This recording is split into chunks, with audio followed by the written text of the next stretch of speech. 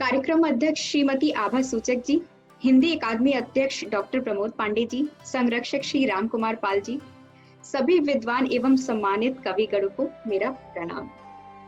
आप सभी का मैं अनुराग की असीम वर्षा लिए स्वागत करती हूँ। अभी खुद की खोज खुद से रूबरू हो रही है। अभी खुद की खोज खुद से रूबरू हो रही है। अभी तो जिंदगी की कहानी शुरू हो रही है। स्वागत है आपका राष्ट्रीय धन्यवाद। स्वागत है आपका राष्ट्रीय वरिष्ठ कवि सम्मेलन में। वरिष्ठ है लेकिन जैसा कहा कि अभी तो कहानी शुरू हो रही है, तो इसी श्रृंखला में शुरुआत करते हैं आज की इस गोष्ठी का। 31 जुलाई 1880 को श्री प्रेमचंद जी की जन्म तिथि अभी जस्ट हमने मनाई। जिन्होंने साहित्य को समाज का दर्पण बना, उसे एक अलग ही पटल पर स्थापित कर दिया, जिसकी सुगंध अभी भी हिंदी साहित्य में विराजमान है और सदा ही रहेगी। अब मैं अनुरोध करूंगी हिंदी अकादमी के अध्यक्ष डॉक्टर प्रमोद पांडे जी को कि वो अपने स्वर्णिम शब्दों से हमें अनुग्रहित करें। स्वागत है सर आपका। धन्यवाद काजल जी। सर किसी का ऑडियो डिस्टरबेंस आ रहा है तो आप प्लीज उसको म्यूट कर दीजिए, क्योंकि रचनाकार जब अपनी रचनाएं लय में पढ़ते हैं तो उनको तो थोड़ा सा डिस्टरबेंस होता है, तो इसके ऊपर जरा ध्यान दें। और मैं आप सभी का हार्दिक स्वागत करता हूं हमारे हिंदी अकादमी मुंबई महिला समिति की अध्यक्ष श्रीमती आभा सूचक जी। मैं आपको प्रणाम करते हुए आपका स्वागत करता हूं आज के इस कार्यक्रम में। हिंदी अकादमी मुंबई के संरक्षक श्री राम कुमार पाल जी, आपको भी मैं नमन करता हूं और हार्दिक स्वागत करता हूं आज के इस कार्यक्रम में। मैं भी स्वागत करता हूं। और आप हमारे अग्रज हैं, बड़े भाई हैं, तो आप हर कार्यक्रम में जो है आप जुड़े रहते हैं, सहयोग करते हैं और अपेक्षा करते हैं कि इसी तरह से आपका सहयोग आगे भी प्राप्त होता रहेगा। और महिला समिति की सचिव काजल चौधरी जी हमारे साथ में हैं, जो आज होस्ट कर रही हैं इस कार्यक्रम को। काजल जी, आपका इस कार्यक्रम में हार्दिक स्वागत है।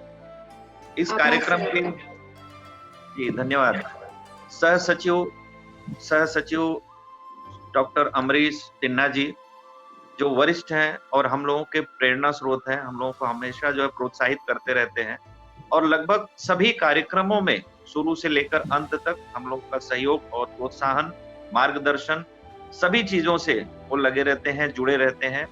तो ऐसे श्रेष्ठ डॉक्टर अमरीश सिन्हा जी का हम तहे दिल से हार्दिक स्वागत करते हैं। और इस कार्यक्रम में आपको इसलिए हमने आमंत्रित किया है काव्य पाठ के लिए, क्योंकि आप उस वरिष्ठ की श्रेणी में हैं, लेकिन आपकी कविता मैंने जब इनकी कविता पिता मैंने जब पढ़ी थी तो मुझे ये लगा कि मैं ये कार्यक्रम जरूर कराऊंगा वरिष्ठ लोगों के लिए, और उसमें ये पिता कविता जो है वो जरूर पाठ करेंगे उसकी। सर वो कविता दिल को छू गई, सही बताऊं तो आज हम सब सुनेंगे और उसका आनंद लेंगे। जो नहीं सुन पा रहे हैं उसका रिकॉर्डिंग किया जा रहा है और उसको हम यूट्यूब बना करके उन तक जरूर पहुंचाएंगे। तो बहुत बहुत धन्यवाद आप सभी कवियों का, आप सभी वरिष्ठ कवियों का। और हमारा प्रयास यही है कि आप लोगों की रचनाएं युवा पीढ़ी तक पहुंचे और उनको एक प्रोत्साहन प्राप्त हो, मार्गदर्शन प्राप्त हो, ताकि वो और भी अच्छा लिखें और भी अच्छा पढ़ें। धन्यवाद काजल जी। इसी के साथ में मैं अपना शब्द समाप्त करूँ। धन्यवाद सर, आपने अपने शब्दों के द्वारा इस मंच का शोभा बढ़ा दी है, जिसके लिए हम तहे दिल से आपके शुक्रगुजार हैं। कवि क्रम में सबसे पहले मैं आमंत्रित करती हूँ डॉक्टर अमरीश सिन्हा जी का, जो कि मुंबई से हैं। सर स्वागत है आपका।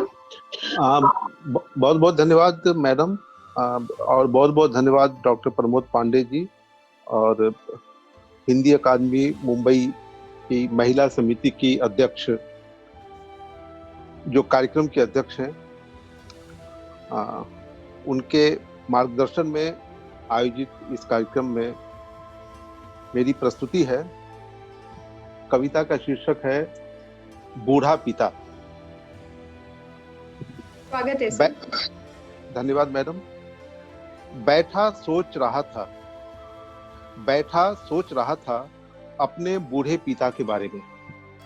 बैठा सोच रहा था अपने बूढ़े पिता के बारे में। अक्सर वो अकेले रहा करते थे, दूर गांव में। माया नगरी से काफी दूर, कभी आते तो कहते खो जाऊंगा कहीं, हमेशा ऐसा लगता है। कभी आते तो कहते खो जाऊंगा कहीं, हमेशा ऐसा लगता है। तुम आते हो दफ्तर से घर, तुम आते हो दफ्तर से घर, तभी लगता है मैं हूं।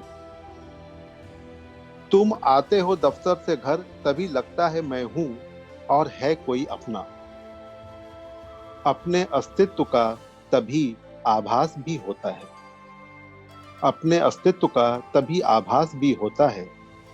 पर पिछली दफा जब गांव गए कहकर कि आऊंगा, पर पिछली दफा जब गांव गए कहकर कि आऊंगा, ना आए, आ न सके। न अमिया रही और न रही मालदह की महक, न अमिया रही न रही मालदह की महक, मिट्टी ही रही शेष। सौंधापन जिसकी बुलाती है अक्सर हमें भी। पर जाने का निर्णय करवटें लेकर सो जाता है, पर जाने का निर्णय करवटें लेकर सो जाता है, और स्वप्न में याद आते हैं वो जो फिर नहीं आ पाते तलाश में। बहुत खूब सर। धन्यवाद। जब लिखते थे वो पत्र, जब लिखते थे वो पत्र, पन्नों में 1200 शब्द यकीनन होंगे हर बार। जब लिखते थे वो पत्र पन्नों में 1200 शब्द यकीनन होंगे हर बार।